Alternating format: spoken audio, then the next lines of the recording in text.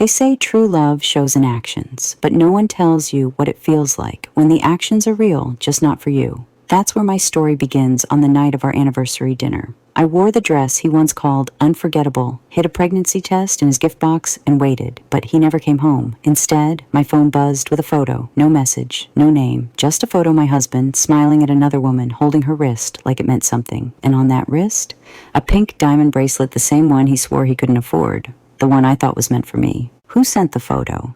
And who was the woman wearing my future? That night, he walked through the door at 4 a.m., kissed me like nothing had happened, touched me like I still belonged to him, but the truth was already sitting on someone else's arm, and the biggest lie was that I still wanted to believe him. Chapter 1. You thought tonight would change everything. Your fingers had trembled slightly when you tucked the ultrasound report into the velvet-wrapped gift box tied with the ribbon he liked. It was your 3rd anniversary, and you were going to tell him. You waited and waited. The candles melted into wax puddles. The food went cold. And then your phone buzzed. A photo. Him, Ethan Reed, gazing at a woman like she held the stars in her eyes. His expression soft. Familiar, but not for you. Not ever for you. You zoomed in. The pink diamond bracelet on her wrist sparkled under the flash. $2 million. You'd seen it on the news. The one you had hoped foolishly, stupidly he'd gotten for you. Another message followed. He doesn't belong to you. Your breath hitched. You stood, heart hammering against your ribs, and stared out into the driveway. The garage light flickered on. A Bugatti rolled in. You watched his silhouette step out. Tall, confident, devastatingly composed in a charcoal gray suit, and you hated how handsome he looked. When he entered, you didn't speak. Not immediately. He noticed you only after flipping on the lights. You're still up? Your voice cracked in your throat. I was waiting for you. He smiled, warm and effortless, like the Ethan the world adored. You shouldn't wait up. It's cold. You'll catch something. He stepped closer, kissed your cheek, wrapped you in his arms. The lie was gentle. Then he noticed the untouched table, the cold food, the candles now only smoke. Why so much? Your answer was barely a whisper. It's our anniversary. He froze, and you smelled it floral, sharp, perfume. Not yours. His apology came too quick. I've been so busy, I forgot. You wanted to believe he hadn't. You forced a smile. You were going to surprise me, weren't you, with the bracelet? He blinked, confused. What bracelet? You swallowed hard. The pink diamond one, the one from the auction. A beat. Then he shrugged. That? No. James bought it. I just went along. The press got it wrong. You laughed, bitter and hollow. Right. If you like it that much, I'll ask him tomorrow, or get you something better. That's when he lifted you, sat you on the table, pushed the plates aside like they meant nothing. His hands traced your thigh. His mouth found your neck. His voice dropped into your skin. It's our anniversary. Let me make it up to you. And you hated that your body answered him, hated the fire he lit in your chest, hated how your skin betrayed you while your heart stayed silent. You thought about the photo, the bracelet, the fact that he hadn't opened the gift. You tried to speak. Ethan, But then his mouth found your chest. His hand slid between your thighs, and your thoughts unraveled. We're having a baby, you wanted to say, but instead you closed your eyes and let the lie finish what it started. His mouth moved lower, and whatever strength you had left scattered. The heat, the rhythm, the lie, it drowned out your voice. You let him pull you under. Let him pretend everything was normal. Let your body do what your heart couldn't. You didn't tell him. Not yet. Because something told you he wouldn't hear it. Later, when the room had quieted and your dress was bunched around your waist, you lay in his arms and stared at the ceiling. His hand rested on your hip like a claim. His breath slow, sated. You swallowed. I'm not feeling well. He turned to you, immediately alert. Where does it hurt? You shook your head. Just tired. I need to rest. It wasn't a lie. Your body ached from more than just him. The doctor's voice still echoed in your mind. No stress, no intimacy. The pregnancy is still fragile. But Ethan didn't know you were carrying his child, because every time you tried to tell him, something stopped you. His lies, your fear, that damn bracelet. I'm sorry, he whispered, brushing your hair back. I should have come home sooner. You didn't answer. He didn't press. He helped you dress again, his movements gentle, careful like he was still the man the world thought he was. He asked if you were hungry. You said no, but he went to the kitchen anyway, and you sat there watching his back, watching the man you married move around like nothing was wrong, while inside you, something was breaking. The scent of soup filled the room. He brought you a plate of pasta, warm mushroom broth, and a smile that didn't quite reach his eyes. Happy anniversary, he said, clinking his glass against yours. You lifted yours with frozen fingers. Happy anniversary. The juice went down like glass.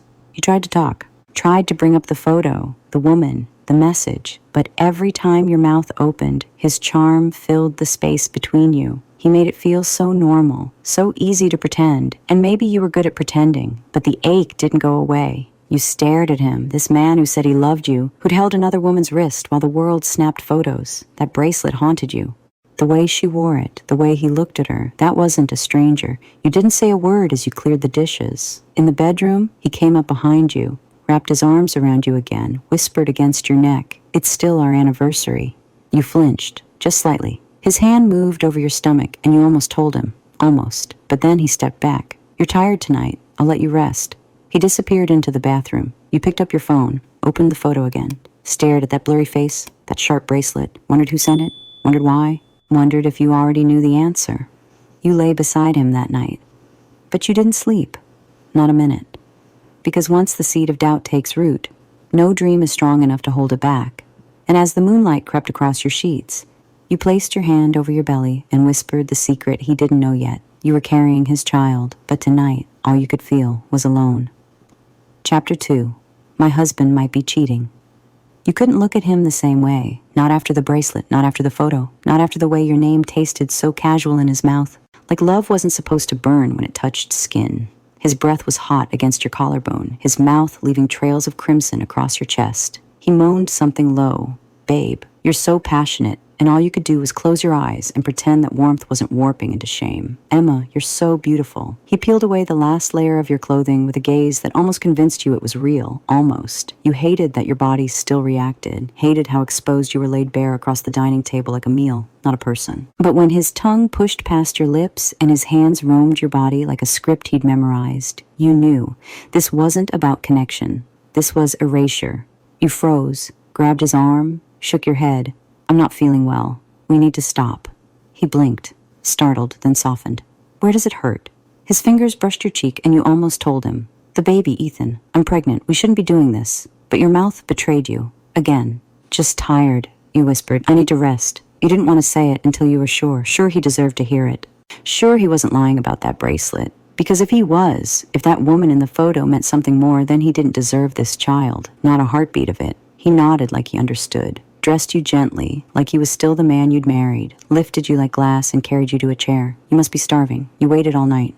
You shook your head, but he didn't listen. He went to the kitchen, loosening his tie, sleeves rolled back, domestic, thoughtful, perfect. It made you sick. As he boiled water, the image flickered again, the bracelet, the tenderness, his smile. Not yours. You told yourself not to jump to conclusions. Maybe there was an explanation.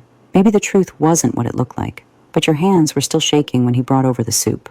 "Happy anniversary," he said, raising his glass. You lifted yours, forced a smile. "Happy anniversary." The juice was bitter. So was the silence. You watched him eat, watched the man who might be cheating on you, talk like nothing was wrong. Was the photo a warning? A claim? He doesn't belong to you. You excused yourself after dinner, took the dishes to the sink, fled to the bedroom before your heart burst out of your chest. He followed, wrapped his arms around you, nuzzled the crook of your neck. "I want to make love to you," he whispered. His breath tickled your ear, his hands already roaming, but your voice cracked through the haze. "Our anniversary is over. It's 4 a.m. He paused, smiled awkwardly, stepped back. "You're right. Another time." You watched him disappear into the bathroom, and when you were alone again, you pulled out your phone. There it was, the photo, the bracelet. You stared at it until your vision blurred. You couldn't sleep, not beside him, not anymore, because once doubt takes root, it grows fangs. You were up before the sun. The house was quiet, but your mind wasn't. You moved like a ghost through the hallway, still in last night's clothes. Martha met you at the stairs, chipper and oblivious. "Mrs. Reed, we have a special guest today." You blinked. "A guest?" She smiled, gesturing toward the living room. "It's Ms. Lena." And then you saw her. Lena Grace, sitting gracefully on the velvet sofa like she belonged there. Pale blue gown, perfectly draped, hair brushed into soft gold waves. Not a flaw out of place. And on her wrist, the pink diamond bracelet. Your breath caught. Your blood turned cold. The same one. You knew it. The same bracelet from the photo, from the auction, from your nightmares. Your knees buckled. The room tilted. You didn't hear the words she spoke. You didn't feel the tears that threatened to fall. You just stared at her wrist, that sparkle, that proof. Your husband hadn't just lied. He'd gifted her the thing you'd wanted most, and now she wore it in your house. You remembered the smile on his face in that picture. Not for you, never for you. And as the world went dark around the edges, you wondered, what if it was never you? What if it was always her? Chapter there. Ethan, you lied to me. You don't remember falling, only the way the world tilted sideways. Your knees gave out, and suddenly there were arms around you, warm, familiar, unwelcome. Emma? His voice cut through the rush in your ears. Ethan held you upright, pulled you against his chest, like it meant something, like you hadn't just seen her. You wanted to shove him away. Instead, you stood frozen, your body upright, only because his was holding it up. What's wrong? You look pale. His eyes searched your face, full of that same carefully curated concern. The kind that once made you feel safe.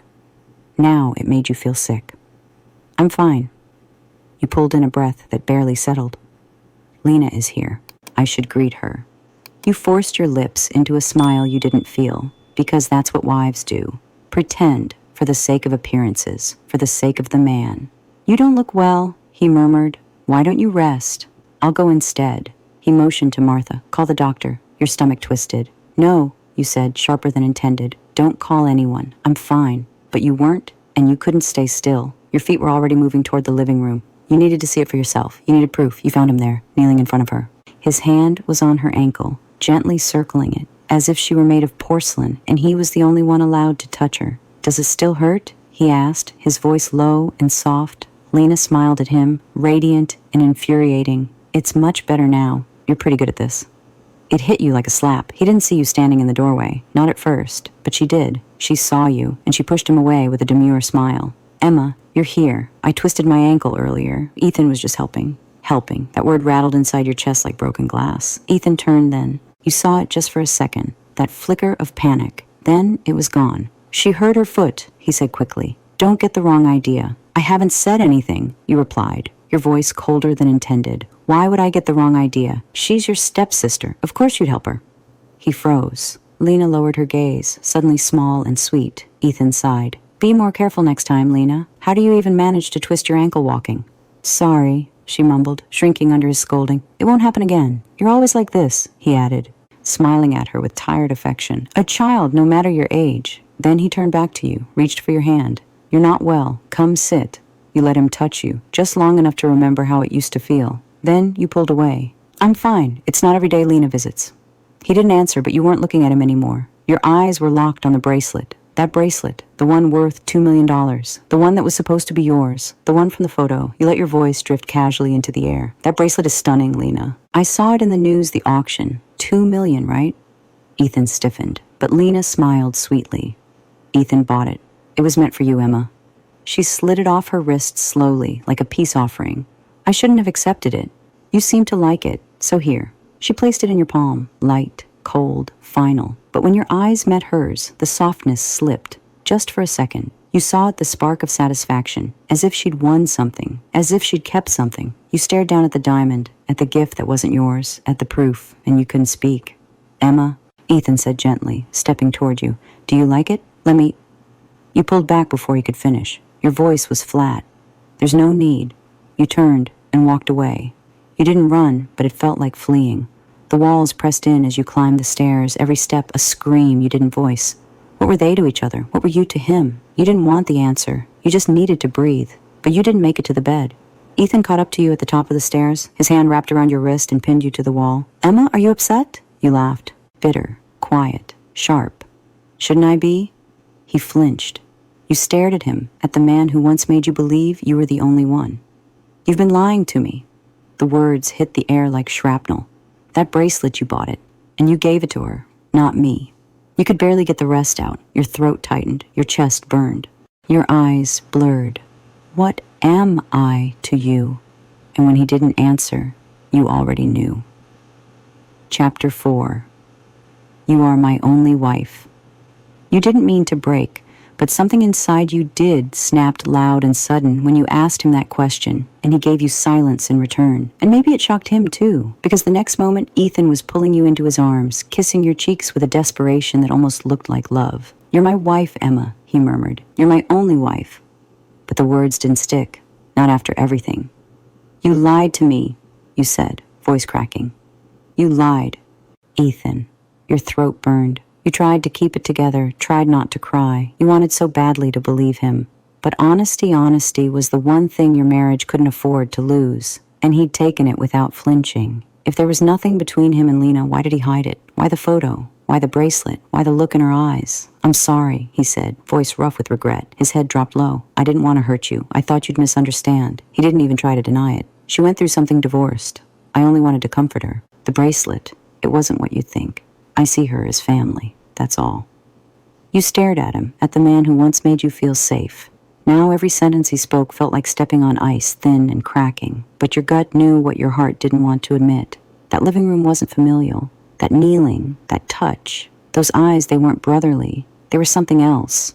You tried to speak, tried to ask the real question, but his hands found your waist. His mouth closed over yours. Hot, firm, insistent. You didn't want to kiss him back, but your body didn't listen. He deepened it. One hand behind your head, the other tight on your lower back. You felt yourself melting, your anger scattering like dust. You hated how easy it was for him to pull you under. By the time he pulled away, your breath was gone, and your legs barely held you. "Trust me," he whispered. "Lena is my stepmother's daughter. My father raised me to take care of her. I owe her mother more than you know." He said it with eyes so sincere, it hurt to look away, and you wanted to believe him. For the baby, for the part of you still clutching the memory of who he used to be. You nodded, just barely. "Lena's gone now," he added. "I won't see her as often." He reached into his pocket and handed you the bracelet. The same one, still cold. "You like it? Keep it. I'll get you anything else you want, too. Anything." You took it, not because it meant something, but because it meant you were still here, still fighting to matter. You nodded again, small, numb. Maybe you were overreacting. He had always been kind, gentle when it counted. Maybe that was enough. You placed a hand over your abdomen. He still didn't know. The gift box with the ultrasound was still unopened. Still waiting, still buried under all the things you couldn't say. You'd tell him soon. You had to, but only if you were sure he wouldn't break the child the way he'd broken you. It was Samuel's birthday, Ethan's grandfather, the only man in his family who ever made you feel like you belonged. Ethan had insisted on taking you to the estate. You left work early, waited outside the office tower as cars streamed by. You stood straight, shoulders back, still polished, still professional, still you, the version who didn't let personal heartbreak slip into her job. Luxora Group was your pride. Your performance never dipped, even when your marriage did. The sleek Bugatti pulled up to the curb. Ethan stepped out, effortlessly handsome, jacket folded over one arm. He smiled as if nothing in the world had ever gone wrong. "Sorry to keep you waiting," he said, brushing a kiss across your cheek. He took your bag like it was natural, like you hadn't shattered just hours ago. You tried to pretend, too. You let yourself melt just a little into the familiarity of him, the smell of his cologne, the weight of his hand on the small of your back. You wanted that part of him to be real. You laughed at something he said as you approached the car, just enough to forget for a breath. Then you opened the door and saw her, Lena, smiling at you from the passenger seat, comfortable, confident, like she'd never left. The air disappeared from your lungs. Your smile died on your lips. "Lena?" You didn't mean to say it out loud, but there she was, and she didn't even flinch. Chapter 5. He cares about Lena. Deeply. Once, you wouldn't have cared. Lena sitting in Ethan's car wouldn't have meant anything, not if it had happened months ago. Not if there wasn't a pink diamond wrapped around her wrist. Not if his eyes hadn't softened for her in a way they never had for you. But now it felt like a slap, because she was in your seat. The seat he'd once said was yours, his wife's, and hers alone.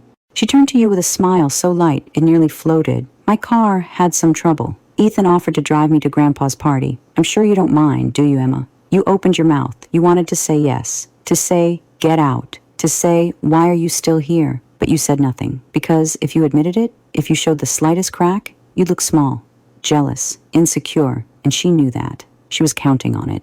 "Ryan," Ethan said, handing the keys to the driver. "Bring the other car."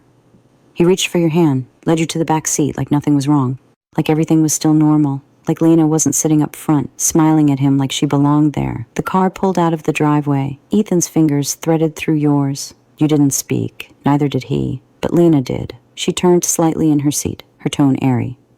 "Emma, why aren't you wearing that bracelet?" You blinked. She knew exactly why. "I got tired of it," you replied, voice calm, almost bored. "People grow out of things. It's just a bracelet." "But Ethan spent $2 million on it?" she said, too quick. You smiled, barely. 2 million means nothing to Ethan.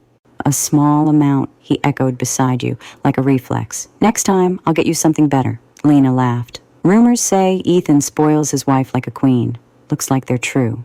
But you heard the bitterness laced behind her words. You felt it slide between your ribs like a blade. He was defending you now, saying the right things, holding your hand. But it all felt like damage control, not devotion. Because when she spoke again, it wasn't about you. It was about them. Ethan, she said, playful and soft. Remember when I was obsessed with that strawberry ice cream? From that little shop miles away? You stared ahead, heart slowing. The one with the crazy lines, she continued. You ran for blocks, waited over an hour just to bring it back for me. It melted before it even got to me.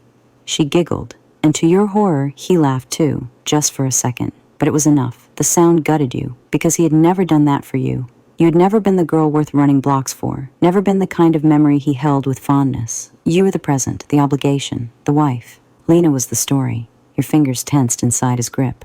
He must have noticed. He stopped laughing, tightened his hold. That was a long time ago, he muttered. No point in bringing it up. I didn't mean anything by it, Lena added sweetly, just reminiscing. She says things without thinking, Ethan said, attempting to smooth the moment over. You know how she is. You didn't respond. Because how could you? You felt like you were pounding your fists against air, powerless, weightless, floating in someone else's life while they rewrote yours around you. You slipped your hand out of his, quietly, deliberately. He didn't reach for it again. You stared at the back of Lena's head and wondered how many times had his hand touched hers. And if he could run miles for her stand in line for melted promises, what had he ever truly done for you? The car turned into the family estate, winding past immaculate gardens, rose-lined walls and white stone paths, a fortress of legacy. And when it stopped in front of the grand entrance, the butler came out to greet you. You stepped out first, and that's when you heard it, a sharp cry. You turned just in time to see Lena stumble, fall her body already collapsing toward the gravel. And Ethan, he didn't hesitate. He moved like he'd been trained for it. Fast, automatic. He caught her, arms wrapped around her like instinct, like gravity, like she was still his. She leaned into his chest, clutching her ankle, her face twisted in pain. And then she looked up at you and smiled, barely, but it was there, as if to say, see, he always catches me first. What happened? Ethan asked, concern heavy in his voice. My ankle, she whimpered. Same one. I think I twisted it again. You turned away, your fists clenched at your sides. You didn't say a word, but your nails dug into your palms. And your heart screamed the truth you were too tired to keep burying. He cares about Lena, and not like a brother. Chapter 6. They seem more like lovers. It was absurd, watching them like that, like a pair of lovers. Not step-siblings, not family, not the polite, appropriate distance Ethan always insisted they kept. She leaned into him like she belonged there. He steadied her like it was second nature. And you stood a few feet away, invisible in a role that was supposed to be yours. How do you manage to twist your ankle just walking? Ethan asked her softly. The edge in his voice, gentle, too gentle. There was affection there, undeniable, not scolding, not frustration, something softer, something intimate. Your chest tightened. Suddenly, the years you'd spent beside him felt weightless, like air, like noise without meaning. If she was the one he cared about, why had he married you? I'll be more careful next time, Lena said, her voice light and sweet, almost playful. Even the butler and Ryan looked uneasy, silently escorting you toward the house, while Ethan stayed behind, still tending to her. You walked into the grand living room alone. Dozens of eyes turned toward you, the Reed family, dressed in expensive silk and polished smiles. But Samuel's face lit up when he saw you. Emma, he called, waving you over. Come sit. Where's Ethan? You kept your tone steady, just enough ice to make it sting. Lena twisted her ankle. He's still helping her. I didn't want to interrupt. The words came out sharper than you intended, but you didn't take them back, because whatever injury Lena had wasn't physical. It was strategic, and somehow only Ethan could treat it. You saw the shift in the room the way a few heads turned, the faint lift of brows, as if they too had seen something you weren't supposed to, as if you were the last to know. This is unacceptable. Samuel's cane struck the marble floor, echoing like a gunshot. Has Ethan mistreated you? His eyes narrowed. Tell me the truth. Emma, if he ever hurts you, I'll deal with him myself. Your throat constricted, his voice so full of concern cut deeper than you expected. You forced a smile. It's nothing, Grandpa. We're fine, really. You lied because Samuel's health wasn't great, because worry aged him, because you couldn't bear to give him one more thing to carry. Is Lena badly injured? Daniel asked from across the room. His voice held real concern, not for you, for Lena. Of course. She was his wife's daughter, the daughter he never had, the one he always protected. Not serious, came her voice floating into the room like perfume. You looked up and saw her limping in, supported by Ethan, her arm wrapped around his. She didn't look in pain. She looked victorious. When Ethan noticed you, he dropped her arm too quickly, like guilt was gravity. Daniel stepped in to take her weight, easing her into a seat beside him. Samuel's eyes snapped to Ethan. He didn't bother lowering his voice. "Why aren't you with your wife?" he barked. "What the hell are you doing with Lena?" Ethan stumbled over his words. "She was hurt. I was just helping." He walked towards you and reached for your hand. You let him see the look in your eyes. Then you pulled away. "It's a twisted ankle," Samuel scoffed. "She doesn't need a personal doctor." He turned to Ethan, eyes hard. "Remember who your wife is. Her name is Emma." "Yes, grandfather," Ethan mumbled, gaze flicking toward you. "But you didn't meet it. Instead, you walked to Samuel's side, sat beside him, took his hand, and pretended not to hear the way Lena's breath caught when Samuel turned his fury on her. "There's no need for you to attend these family gatherings," he said coldly. "You're not welcome here." Lena's expression cracked, just barely, but it was enough. She looked like she'd been slapped. "Dad?" Daniel interjected, shifting beside her. "Lena is Sylvia's daughter. Do you really have to be this harsh?" "Enough," Samuel said, raising a hand. "We're going to dinner." The dining room was glittering with chandeliers and polished silver. You sat beside Samuel, laughing at his jokes, responding to his stories, anything to avoid the weight of Ethan's eyes. He didn't speak, but you could feel him watching you, like a ghost, hovering just behind your shoulder. After dinner, Samuel nodded toward Ethan. "Take her for a walk. The garden's in bloom." So you went, not because you wanted to, because it was expected. The night air was heavy with floral perfume. The stone path gleamed under soft lights. Neither of you spoke. The silence was louder than anything either of you could have said. Then his phone rang. He looked at the screen, jaw tightening, then answered. A pause. Then his eyes met yours. "I'm sorry, Emma. I have to go check on Lena." You stared at him. The words burned up your throat before you could stop them. "Again? What's wrong this time? Another ankle twist? Are you a doctor now, or just the only man she trusts to touch her?" He flinched. "I'll explain later," he said, already backing away. "She's really not well." You stood there in the garden, the petals drifting in the wind, alone, again. Chapter 7. Divorce me for Lena. You watched him disappear into the dark like he always did. Quick steps, long coat, focused gaze, but never looking back at you.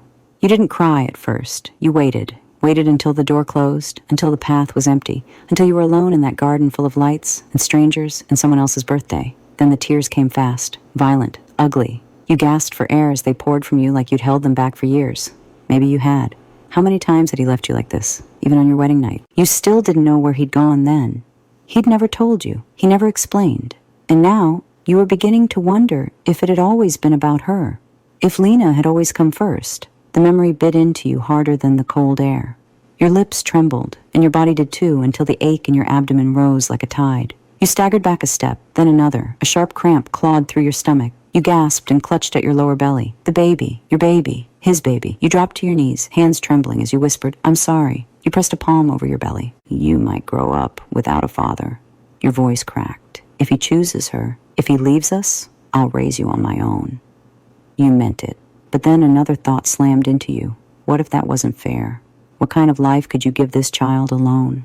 Would they resent you? Would they need him? Would they grow up broken from the start? You shook your head fiercely.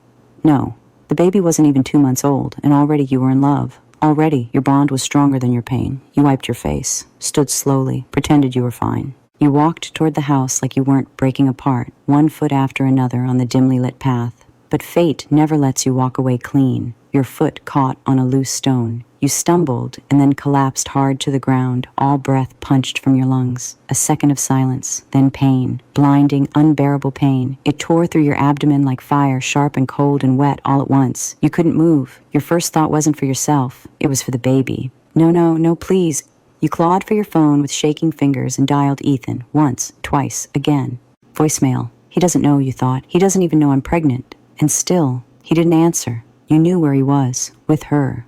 You let out a bitter laugh, one hand pressed hard to your stomach, the other gripping your phone like a lifeline. Then you pushed yourself up, wincing, gasping, trembling. You had to make it back to the house. You had to save the baby. Every step was agony. The world swam in and out of focus, but you didn't stop. You whispered to yourself like a prayer, just a little farther, just a little more. If this baby was taken from you because Ethan didn't pick up the phone, you would never forgive him. You were almost there, just a few more feet when you heard it. Voices from the gazebo. You stopped, frozen by sound, by his voice, and then hers. Lena. You stepped closer, hidden behind the trees, your body shaking from pain but your mind numb. I can't take it anymore, Lena was sobbing, her arms wrapped around him. I miss you. I miss you so much, it's driving me insane. You clung to the wooden frame, every word slicing deeper. I already divorced for you. Can we just start over? Her voice was raw, real, calculated. I left everything behind for you, Ethan. So now, you'll leave her too, won't you? Your heart stopped. She's nothing compared to what we had. You'll divorce Emma. For me, won't you? You stopped breathing. Your feet wouldn't move. Your mind screamed at your body to run, but all you could do was stand there watching him hold her, as she cried into his chest, as she asked him to destroy you like it was the most natural thing in the world. Divorce me. For her. The baby kicked, or maybe it was your body breaking again. You wrapped your arms around your stomach, your eyes blurred. The pain spiked higher. And still, he didn't see you, didn't hear you, didn't even know he was about to lose everything. Chapter 8. Ethan, we might have lost our baby. This is absurd. This is beyond absurd. You press your hand to your abdomen, eyes wide and wet with pain, and it hits you again like a cruel, sick joke. You're in agony, and they still haven't noticed. They're still wrapped up in each other, tangled in some fantasy that never ended. You're doubled over, struggling to breathe, and he's still listening to her. It hurts. God, it hurts so bad. You bite down on your lip until it bleeds, trying not to scream. The baby. You can't lose the baby. Your free hand reaches toward them, desperate to pull Ethan out of whatever world he and Lena are lost in. You stagger forward, and just as you do, Ethan steps back from her. His voice is cold, sharper than you expected. You chose someone else, Lena. You don't get to say these things to me now. Her voice breaks, trembling with drama. Ethan, I was wrong. I made a mistake. Just give me one more chance. Please, just one. She throws herself at him again, tears streaking down her face, her arms clinging to him like she's drowning. And Ethan, he doesn't embrace her, but he doesn't pull away immediately either. His expression hardens. I'm already married. My wife is Emma. Your name. He says it like a fact, not like a vow. But even from here, you see it, the flicker in his eyes, the pity, the softness. He still cares about her. And maybe it's not love. Maybe it's guilt. Or nostalgia, or some twisted sense of obligation. But either way, it's not you. A laugh escapes your throat, bitter, hollow. You've loved him since you were too young to understand what love even was. You built your whole world around that feeling, clinging to it in secret, step by step, year after year. And now you're here, watching the man you gave everything to look at another woman like she still matters more. Your legs give out. You stumble hard. That's when he sees you. His face drains of color. Emma! He shakes off Lena's hand like it burns and rushes to you. But it's too late. The pain's already clawing through you like fire. You can't even yell. You want to scream, curse him, demand the truth, but you can barely stand. The baby. You grip your belly with both hands, your vision flickering black at the edges, and then a voice, not his. Emma! Chloe. You barely recognize her face as she rushes over. Panic etched in every feature. You sent me your location. What the hell happened? She gasps, grabbing your arm. You didn't answer my calls. Are you okay? Talk to me. You can't talk. Not really. But you manage to force out. Take me away. Please. I don't want to be here. You shove Ethan's hands off you, the very feel of his skin making your body reject him. Don't touch me. Emma, wait. No. You turn your back on him. You let Chloe guide you out, her arms strong and certain as she leads you down the path like she's rescuing you from a fire. Jesus, Emma, she breathes. You look awful. Are you in pain? Do we need to go to the hospital? Behind you, Ethan tries to follow. I'll take her. Lena, go back. Emma needs... You whip your head around, trembling. Stay away. Chloe doesn't wait. She helps you into the car, her grip firm as she shuts the door behind you and slides into the driver's seat. You slump against the window, one hand on your stomach, the other curled into a useless fist in your lap. What happened? Chloe asks, eyes flicking between you and the road. What the hell is going on between you and Ethan? Just drive, you whisper. Please. To the hospital. I'm pregnant, you add, voice cracking. I fell. The pain. It's bad, Chloe. Chloe curses under her breath. You're what? And you didn't tell me? She hits the gas. The car jerks forward. I'll kill him, she mutters. I swear to God, if anything happens to you or that baby... You don't hear the rest. Your head is spinning. Your chest is caving in. Your body is floating. Everything feels distant. And still, your hand doesn't leave your belly. You close your eyes. Hold on, you whisper. Please, baby. Mommy loves you. Chapter 9. How is the baby? You wake to the antiseptic chill of fluorescent lights and the rhythmic beep of a monitor beside your head. For a moment, you're weightless, lost between dream and pain until your hand instinctively flies to your belly. The baby, you gasp, voice cracking, throat raw. My baby. Hey, hey! Chloe's voice rushes in beside you, gentle and grounding. Her palm presses to your forehead. Emma, it's okay. The baby's fine. You blink at her, vision still foggy. I mean it, she says, eyes fierce with urgency. The doctor said you were lucky. They stabilized everything just in time. But her voice lowers. You have to take it easy now. The stress, the physical strain. It's not safe. You nod, barely. Your chest rises shakily with each breath. I thought I lost them, you whisper. I know, she says, and squeezes your hand. But you didn't. Then she looks at you with that familiar fire. What the hell happened, Emma? You hesitate, and then the words come pouring out. Everything, the bracelet, the photo, the lies, Lena's whispering, her clinging hands, Ethan's silence, and the final moment, Lena begging him to divorce you. Chloe listens without interrupting, but you see the fury building in her eyes. She what? Her voice lifts an octave. She asked him to divorce you? Is she insane? You nod, lips pressed tight. And Ethan, what the hell is wrong with him? Chloe spits. He's your husband. You're pregnant with his child. And he's letting her hang all over him like some rejected mistress from a bad soap opera. Her anger feels like a balm, hot, healing, protective. But when she finally asks the real question, so what are you going to do now? Your answer comes too quietly. I don't know. She stares at you like you've lost your mind. Emma, I can't just walk away, you whisper. Not yet. I don't have the strength. The moment you say it, shame creeps into your chest. You know she's right. You know he's failed you. But hope is a stubborn thing. Chloe throws up her hands. You're brilliant, brave, beautiful. But the second he walks into a room, your brain she snaps her fingers. You don't disagree. Instead, your thoughts drift backward to college, to cold nights and empty pockets, to that time you fainted from hunger and woke up in the hospital, confused and dizzy, only to find Ethan sitting by your bed. That golden sunlight behind him, softening his sharp jaw, the way he looked at you like you were a problem he didn't know how to solve. You fell then, completely, hopelessly. And when warm meals started showing up on your desk, unclaimed, but clearly his, you convinced yourself it meant something. When you grow up in silence, even a whisper of kindness sounds like a symphony. Chloe's voice pulls you back. He's always had women chasing him. You knew that. You nod. But none of them ever felt like Lena. There's something in the way he looks at her. You saw it in that garden, the way his hands knew exactly where she hurt. Chloe leaves for a moment, says she's grabbing food. You don't stop her. You lie there, fingers resting on your belly, your mind an exhausted loop. Your phone buzzes. You glance at the screen. 27 missed calls. 15 unread messages. All from Ethan. You scoff under your breath. He didn't answer when you needed him, but now he's trying to reach you like a man possessed. You put the phone face down and close your eyes. What are you so afraid of, Ethan? That I'm gone? Or that you finally have to choose? The door swings open. You don't look. Emma. Your eyes snap up. Ethan stands in the doorway, wild-eyed and pale, like he's just come out of a fire. I finally found you, he breathes. Why weren't you answering? Are you okay?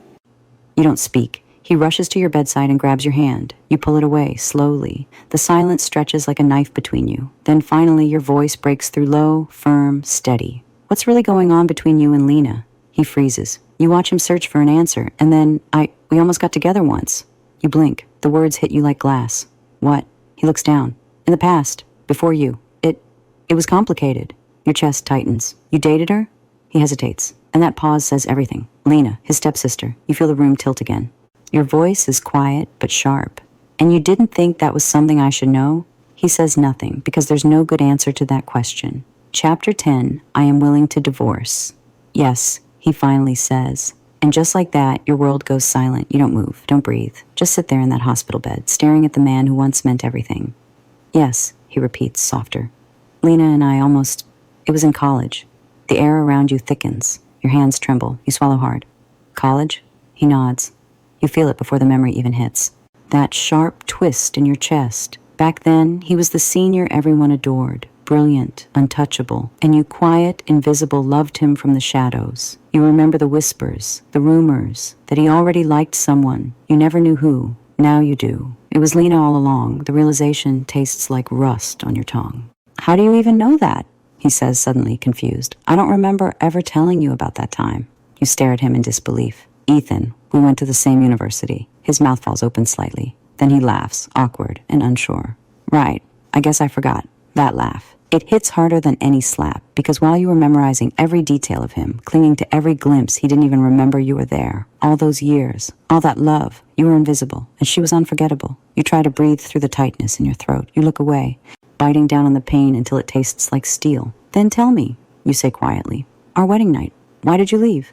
He hesitates. Then, she got into an accident. The police called. I went to pick her up. You nod slowly. Of course. Even on the night you became his wife, she came first. You remember the way the sheets felt that night, cold, untouched. You remember waiting, wondering, lying to yourself. And yet you remember seeing her the next day, laughing, beautiful, unaffected, no bruises, no crutches, no bandages, just Lena. Maybe it wasn't a real accident. Maybe all it took was one call, and Ethan would abandon you again. You don't want to play this game anymore. Two women clawing over the same man like love is something to be earned through pain. You sit a little straighter in the bed, calmer, colder. If you still have feelings for her, you say, we should go our separate ways. He stiffens. Emma, no, I didn't want this. I never meant for it to get this far. His voice is strained, cracking under guilt. I'm sorry. His phone buzzes. He doesn't ignore it. He looks at the screen. You already know who it is. He walks to the window and answers, voice low. You don't need to hear the other end to know, but you hear her anyway. Ethan, it hurts. I don't know what to do. He murmurs something. You can't make it out. You don't care to. When he turns around, he looks like a man split in two, like a man already halfway out the door. Emma, you hold up a hand. Just go. He falters. I'll come check on you later, he says. He leans down to kiss your cheek, but you flinch back before his lips can reach you. His eyes soften, but he doesn't try again. He leaves, and this time you don't cry. Not right away. You just sit there in the quiet, the medical report still untouched on the nightstand. If he just looked at it, he would have known. You're pregnant, but he didn't look. Maybe that's the answer. Maybe that's all you needed to know. You leave the hospital that afternoon. Chloe drives in silence, checking on you more with glances than words. When she drops you off, she squeezes your hand. You know what you need to do? She says. You nod. You already do. You walk through the back garden slowly, the familiar path leading to the villa. The sunlight filters through the leaves, catching on the stones like fragments of memory. And then you see him, Ethan, leaning against the front wall, arms crossed, waiting. He straightens when he sees you, like it's still his right to stand there. Emma, he says, we need to talk. You stop a few steps away. You look at him, really look at him, and for the first time in forever, you don't feel anything. No ache, no flutter, no longing, just distance. I don't think there's anything left to say, you reply. He blinks. I know you can't let her go, you continue, voice quiet but firm. And I'm tired of pretending I'm not the one being left behind. You take a breath so deep it feels like ripping yourself out of your own chest. I'm willing to divorce. The words land like thunder between you, and for once, Ethan doesn't speak, because there's nothing left to say. You didn't expect to feel this calm. Not after everything. Not after divorce talk and betrayal and bloodshot eyes. But peace has a strange way of arriving after heartbreak. Not loud, not triumphant, just still. The villa's walls feel emptier now, like the silence is breathing beside you. Like it understands you better than Ethan ever did. You move through the house with quiet purpose, packing a few essentials, folding clothes you no longer care to keep. You haven't told Ethan when you're leaving. You don't owe him that. You're halfway through closing the closet when your phone buzzes. Unknown number, your chest tugs. A part of you still expects him to reach out like a child who lost his toy too late. You pick up anyway. Silence. Then Emma. You freeze. That voice. You haven't heard it in 7 years. The voice that once felt like laughter in the dark. The one that used to whisper, I'll never let you go, right before he did. Logan. Sorry, he says. I know I shouldn't have called. Your grip tightens on the phone. Logan. You breathe. You hadn't said his name aloud in so long. It still tastes like heat and promises and regret. I heard about the hospital, he continues.